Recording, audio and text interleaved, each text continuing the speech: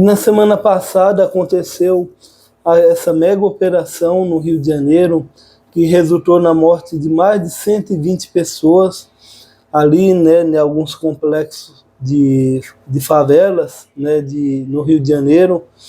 Foi a operação mais letal da história do Rio de Janeiro, né, para vocês terem uma ideia. E muito a população brasileira, mídias, veículos de comunicação, comunicadores, tem discutido essa questão, né? O governo agiu certo, agiu errado, qual o papel do governo federal? E hoje o ministro do STF, o Alexandre de Moraes, visitou o Rio de Janeiro para ter uma reunião para tratar dessas questões com o governador do estado, né? Dentre outras questões. E é sobre isso que eu vou falar no vídeo de hoje, tá bom? Infelizmente, né, gente, a gente teve essa operação que foi uma das mais letais do Brasil, que resultou na morte, né, de tantas pessoas, e muito tem se discutido sobre isso, né, qual o papel do governo federal. O governo federal falhou, o governo estadual, que já usa muito, né, dessa repressão. Não é de agora que o Rio de Janeiro é famoso. O estado do Rio de Janeiro, a polícia do Rio de Janeiro é famosa pela essa brutal, né, intervenção, dessa forma ostensiva, vamos assim dizer, de lidar com o tráfico, né, subindo nas favelas, atirando, essas questões do BOPE, do caveirão. Então muita gente está meio perdida, não sabe como entender isso.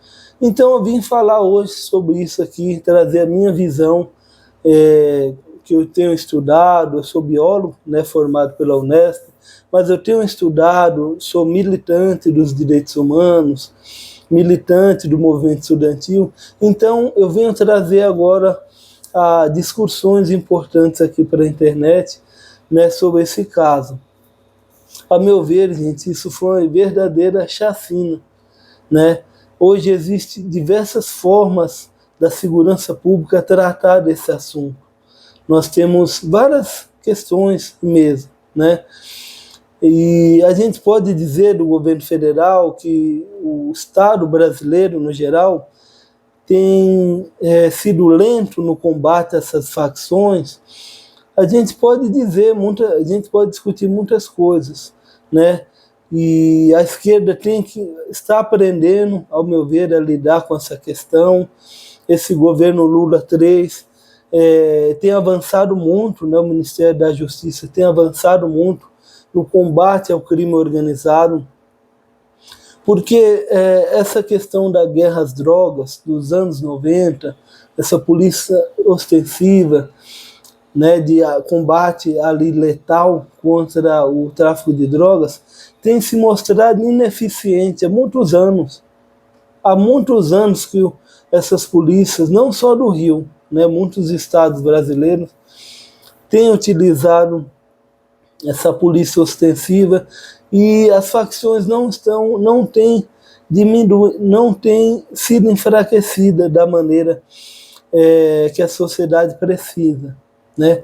Então é preciso investir em segurança pública, mas da melhor forma, né, com inteligência. Essa questão das polícias integradas, como esse projeto de lei que o governo Lula enviou para o Congresso no início do ano, né, da Política Nacional de Segurança Pública, usando inteligência, estratégias em conjunto, né, federação, estados, a questão das tecnologias, como a gente vê aqui no São Paulo, essa questão das câmaras de vigilância que alerta outros estados, a questão do combate à pobreza, à desigualdade, essa concentração de populações na favela, mais oportunidades, né, mais meios de garantir oportunidades para que essas populações periféricas, esses jovens principalmente, não entrem no mundo do crime. Então é algo que tem que ser coordenado, né? O crime organizado precisa ser combatido de uma forma mais organizada ainda. Pra vocês terem uma ideia, Eu fui fazer uma pesquisa para gravar um vídeo aqui e eu vi que as facções criminosas surgiram no Brasil a partir dos anos 70, né, com a ditadura militar. Por quê? Porque presos políticos, né, estudantes universitários, intelectuais, pessoas de alto cargo de estudo, alto grau de estudo, né, vamos assim dizer, foram presos junto com presos comuns, né, pessoas que cometeram assassinatos, outros crimes. Então, o que aconteceu? Nesses presídios do Rio de Janeiro, essa população que não tinha letramento, não tinha conhecimento, começou a aprender muitas estratégias de resistência ao Estado, estratégias para sobreviver nos presídios, que eram lotados, eram pior do que agora, né, porque a ditadura trouxe muita corrupção, destruição de políticas, perseguição às pessoas. Então, eles aprenderam muitas táticas do movimento estudantil, táticas de combate, de resistência ao Estado. E conforme os anos foram se passando, o Comando Vermelho foi crescendo nos presídios do Rio de Janeiro, foi se desdobrando em outras facções. Em 93, a gente tem 93, 94, a gente tem o surgimento de outras facções, como o PCC. Então, essas facções, elas têm formas muito organizadas de ganhar dinheiro, de obter lucro, né, e comandar territórios no Brasil.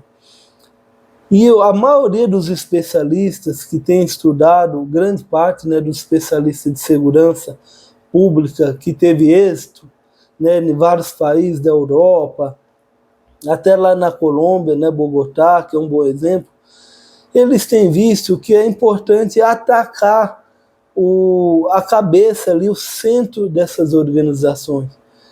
Que seria o quê? Que seria a questão financeira, né? Que seria a questão onde os locais que eles lucram, os bens financeiros, fábricas, né, de drogas, os comandantes, né?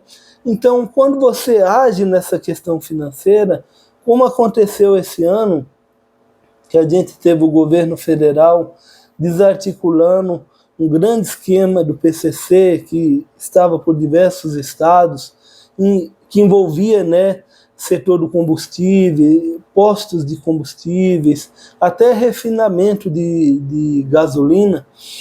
Então, quando você quebra isso, você começa a desarticular o crime organizado, né? E a partir de quando você retoma esses territórios, com operações, não operações como a gente viu hoje, mas operações certeiras, operações com um fim que não expõe a população a tiros, a balas perdidas, você tem que entrar, o Estado precisa entrar e levar cultura, educação, oportunidades, lazer, né, para que a população, oportunidade de emprego, para que a população ali se desenvolva e não corra o risco do crime organizado voltar ali a ocupar aquele território.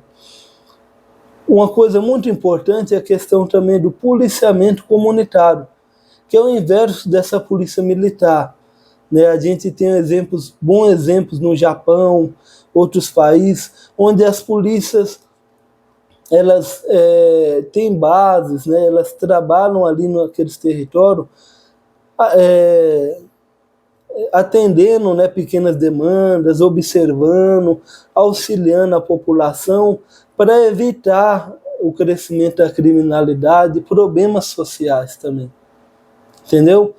Então, agora essa questão do STF, né? Depois de toda essa crise, eu enxergo que é positivo essa questão do Alexandre de Moraes ter visitado o Rio de Janeiro, o governador, que atacou o governo Lula, né? Vocês podem ver que essa operação foi feita quando o presidente Lula não estava aqui. Por quê? Porque em um momento de enfraquecimento da extrema-direita, né, no Brasil. A gente tem a questão da condenação de Bolsonaro, essa extrema-direita perdendo força.